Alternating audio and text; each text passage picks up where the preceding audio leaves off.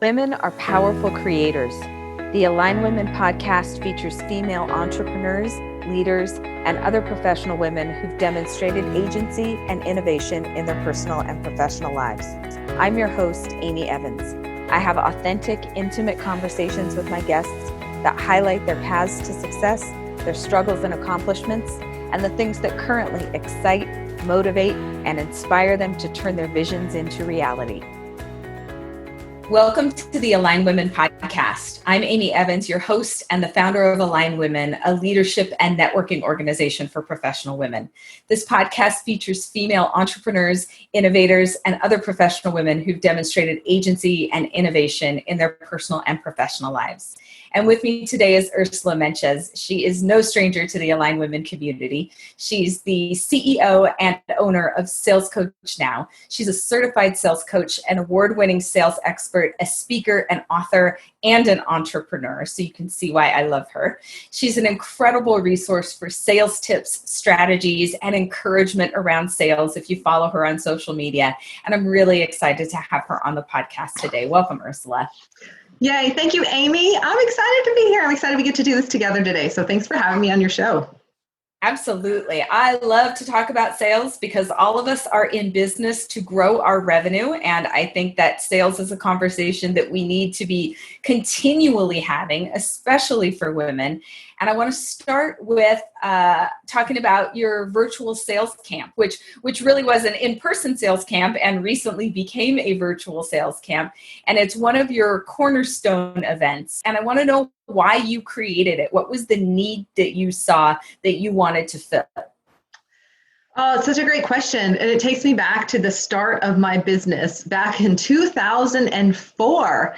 And originally I started a basic coaching business. So I was doing business coaching, and I found that all my clients kept asking sales questions, and we kept creating sales scripts, and we kept working on their revenue, and then we would work on scaling their business. And I started to see very clearly, I'm like, while they want business help, we start with sales. No matter where they are in their business level, they want to get to that next level and figuring out who their top 20% is and how they're selling and how they're calling and what their scripts are, all of those things. And so pretty soon I started to get asked to speak on it. And after a while, I thought, this information is pretty important. I think it could be in a book. So then I wrote my first book called Selling with Intention. And from there, one day I had this thought, I thought, Selling with Intention could be a course. So it was originally called the 3-day Selling with Intention Intensive. And we got to dive into all kinds of great information on how to grow your sales and grow your business. And then it evolved, and we kind of took some information and we peeled back and brought just the things that people really needed to move forward quickly and double their sales, which eventually became Sales Camp, which at the front end of this pandemic became Virtual Sales Camp, which we've had a blast offering Virtual Sales Camp now and having really clients joining us from all over the world, which has been super exciting. Right. That's one of the advantages of this current environment is that some businesses like yours have been able to, not that you weren't available to people all over the world, but now that it's virtual, it's more accessible. And I'm talking to people who are, getting speaking engagements in other countries where they would never have had that opportunity before. So that's exciting. So tell me, when you shifted to virtual sales camp, what have you learned? What have you learned about yourself? What have you learned about sales camp? What have you learned about the approach to sales that the virtual sales camp environment has brought to light that you might not have realized before? Yeah, so great question. I on the front end, probably like a lot of us, felt like this could be the end of my business, right? When the pandemic hit, I looked at my calendar with all the live events on the schedule, all the things that were coming up, and immediately it was just like 2020 was wiped clean, really into 2021, everything just gone. I knew I had the virtual option, but to transition everything seemed like an overwhelming thought at that time. Fast forward a week and a half into the pandemic, I realized we were going to be in this for a while, and we all kind of knew that. And so I had this divine download one day. That's what I like to think of them as. I had this divine download, and I realized I knew what to do. I knew we needed to take every event and make it virtual. And the second I made that decision, I'm all in, we're still going to have our best year yet, we're taking everything virtual, the steps to do that showed up. And we've been sharing that with our clients, like, make a decision, you're still going to have a great year, the steps will show up. And they did for us. And what we've noticed, is that the results have been amazing. In the past, we had virtual sales camps where we put 30 people in a room, and, I could connect, but not as much as I would have liked to. And so we decided pretty quickly that our virtual sales camps would be about half the size. So no more than 14 students on at a time. Mm-hmm. And we would be able to connect with them in a deeper fashion. Because of that, we've been able to restructure people's businesses. We've been able to help them up-level their pricing, their packages, their top 20%. I personally now, because of the change in delivery, have been able to tweak and edit every client's sales script myself. So someone who's written sales scripts for 20 years, I personally rewrite them for our clients while they're in the training. So just so many things that we've been able to do because we're virtual, we have a smaller group, and our clients are still getting the results, some getting even more results than maybe we even would have gotten in the past because of the way we're connecting now. So there have been more silver linings than I can even count. That's really interesting because I think it would have been hard to predict on the front end that going virtual would have given you more one-on-one time and more intensive time with your clients. But I can see how that worked out. So that must be fun for you because rather than sort of standing in front of a room and delivering all the content, you get more one-on-one interaction, which of course improves what you're delivering because now you've got more information from more clients and more successes. And so that is a fun result. Tell me, and I'm curious if this has changed. Tell me what the number one limiting belief is that you run into when you are coaching people in sales. I love conversations about limiting beliefs. I love conversations about dismantling limiting beliefs. So tell me what the consistent limiting belief has been, and have you seen any change in that since you've been interacting with people on a virtual level? Yes, great question. And it's a little different. So the main limiting belief that we run into most of the time from our clients is, I don't want to be perceived as being pushy in the sales process, or even I'm not a salesperson. I want people to like me, right? I don't want to be pushy. So that leads to, I'm not going to follow up. Sure. I'm not going to close the sale. I'm not going to do the things I need to do to be successful and, grow my company. At the front end of the pandemic, a version of that belief began to unfold, which was, nobody wants to hear from me during a pandemic. No one's going to buy what I have during a pandemic. Everyone's, sheltering in place and not buying anything. Well, that just wasn't true.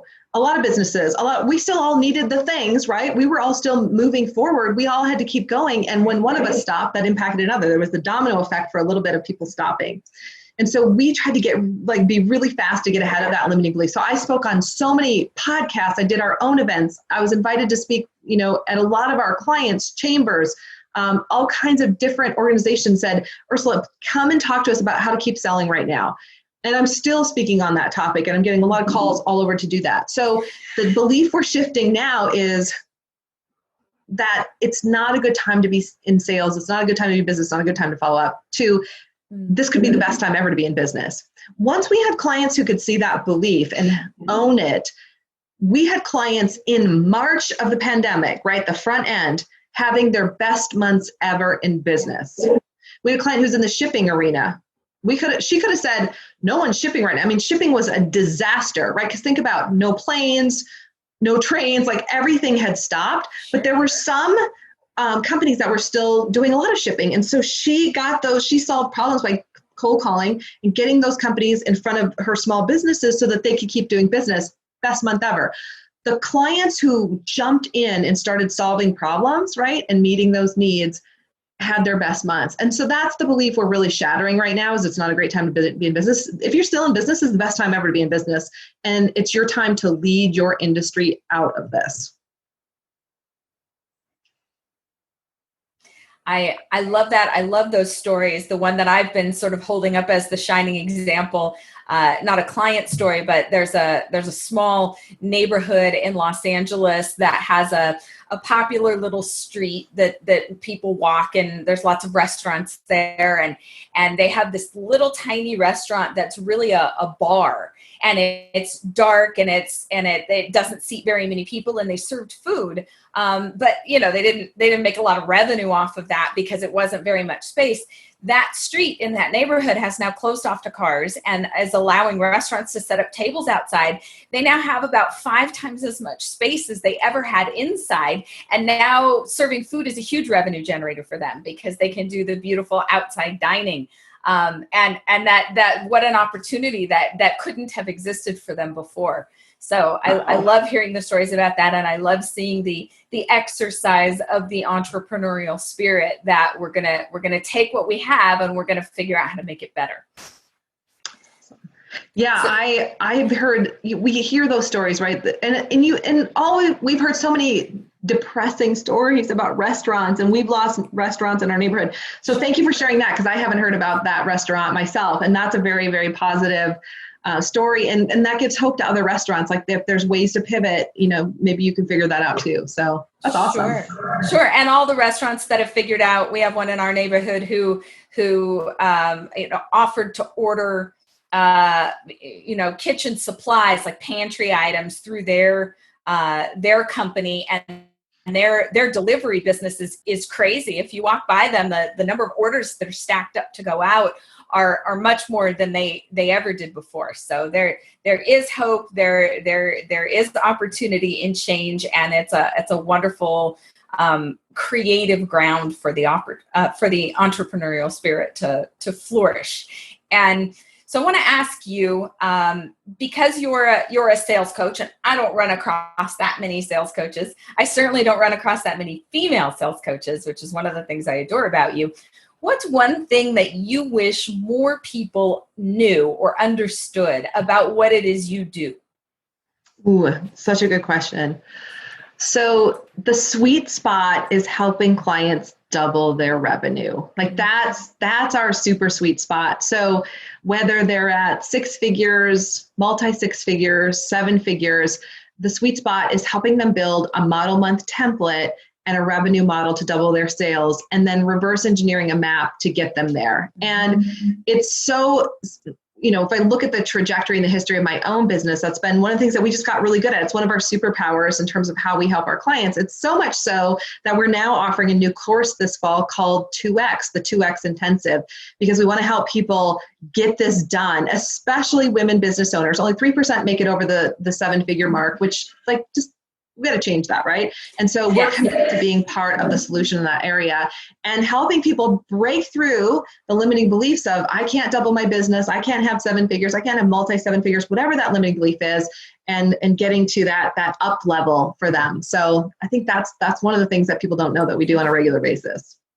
That I love that you mentioned reverse engineering, because I think there's so much value in that process, in setting what you want it to look like, and then figuring out the steps that you need to take on a yearly, quarterly, monthly, weekly, daily basis in order to get there. And it really is those incremental steps that allow you to get to those goals. And my suspicion is, and I would love to hear your thoughts on this, that a lot of entrepreneurs are visionaries and they have a brilliant idea. They don't necessarily have the methodologies, the experience, the training, the systems in order to execute that idea. And in the beginning, typically the entrepreneur, the visionary, is everything in the business, including the sales function. And passion can only get you so far. You actually need to have a system and a structure in place if you want to grow to the levels that you're talking about. Is it your experience that a lot of entrepreneurs have the passion, but not necessarily the process? Sure. Yeah. They've got great ideas. They can see some part of their vision, but when it comes to boiling it down into the steps to get there, they can get very stuck. And as entrepreneurs, we have blind spots, and there's just things that we can't see in our own thinking. So people will hit what we call income ceilings. They'll just like get stuck at this amount and they just can't seem to break through it. And often it's because there's some kind of blind spot that they have or a limiting belief that's just stuck. And so we love to help, myself, my coaching team, we love to help our clients like find those blind spots, identify them, shift, so then they can see the way forward. A lot of times the way forward it's about breaking out of their comfort zone, doing something they didn't want to do. A lot of times it's hiring. I was just talking to another client about that today. And I interviewed her on the podcast and we were talking about how she was in my company years ago, came to one of our trainings, showed me all her goals she wrote down years ago, and she's exceeded every single one of them. And a big part of her leap was getting clear and then, hiring her first person and continuing to grow from there. But then it's systems, it's processes. I'm not good at that. Like, I don't love systems and process. It's why I have a coach on my team who does all of those things with our clients and helps them scale in those areas. So it's recognizing what we don't know, finding those gaps, and then bringing in the people to do it. I also think as women business owners, we don't invest fast enough. We don't invest in team. We don't invest in support. We don't invest in the training and coaching that would help us get there. Guys, like men, they're great at this. When men start a business, they hire almost immediately, typically, right? Someone to support and grow their team. Women, we start a business, we are the team. We have this belief that we have to do it all. It's a lie. The sooner you can start to hire, the faster you can scale. And what I hear, like the belief that's given back to me most often is I can't afford to hire. And my answer is you can't afford not to. I'm not saying you have to go hire a full-time 40-hour-a-week W-2 person. This day and age, we can hire experts for a certain amount of hours to help us grow our business. So we're in a time where it's very easy to get the talent and the support we need to grow. I'm not saying just hire frivolously. I'm saying get that sales stretch goal, start to sell more, and then make those hires so that you can start to grow. So I want to shift to focusing on you. You're really good at talking about all your clients and all the things that you do to help them. I want to know a lesson that you've had to learn that's been really a challenge for you. And it may be one that you're intellectually aware of and still struggle with. Some lessons I certainly acknowledge don't ever sort of get resolved. So what's one lesson that you've had to learn in your entrepreneurial journey? There's so many. This is my face of thinking about. There's so many lessons. The one, though, that's the most painful for me, and this is because I'm a bit of a perfectionist. I'm a get it all done today. I like to have all my boxes checked off, is this. It's never all done, ever. And I have someone on my team who regularly reminds me of that. And so, the thing I took on, which kind of sounds, I think, might sound counterintuitive to what you'd think I'd be thinking about. But the thing that I've really held on to, because we're in the middle of a major up level in my company right now, we're growing like crazy. We've never been busier, which is such a blessing. And so we're hiring, we're delegating, we're doing all the things. The thing that I've embraced is business is messy. It's really messy, and that's okay. And through the chaos comes great quantum leaps and revenue streams and magical things. And so I don't require my desk to be perfectly clean anymore. My house is still pretty clean, but I get support with that. And my to-do list isn't perfectly clean and organized like it used to be. It's all a little bit messy. My inbox is a little bit messy. And so I've learned to tolerate the chaos and the mess, knowing that the phoenix is coming out of that all the time. And it's been super hard for the OCD in me to embrace that. But now I can be like, you know what? It's not all done. I'm going to get my son anyway. It's the end of the day. We're good. I'm going to go out and enjoy my life. So I've also got really clear boundaries of when business ends and, not that they don't overlap, but the day is done and now I'm out with my family or whatever it is I'm doing. I love that. The idea that business is messy is it seems so simple. And if you got everything done all the time, there'd be nothing else to do. Like I think of having the ongoing to-do list that are habits that we need to break to be successful in business. And one of them is the idea you alluded to of perfectionism, right? We've got to know it all and we've got to get it all done right or something. That's just how we're supposed to do it. And embracing the idea that it's going to be messy, that it's not all going to be done right, that it's still going to move forward, that we can still be successful even if we haven't checked off all the boxes. That's a really, really valuable one. I'm really glad that you shared that. My pleasure. Thank you. And not only that it's not all going to be done, but that, like you're saying, like it doesn't have to be done perfectly. The other piece under that is done is often better than perfect. I mean, For sure. the next book, I'm always working on the next thing, the next project, and I've had to relax into knowing that all in its time, it will be complete. And it's not the priority today to finish this or finish this. It is the priority to finish this. So what are the priorities that move your business forward? Not everything in one moment. Yes. Yes. So tell me where people can find you if they want to reach you, if they're interested in Sales Camp, if they're interested in one of your books. Yeah, thank you so much for asking. And we made a tiny URL. So and we'll have this in the show notes, I think you said, Amy. So tinyurl.com/align women. We just made it super easy. So that's a special price point for your Align community.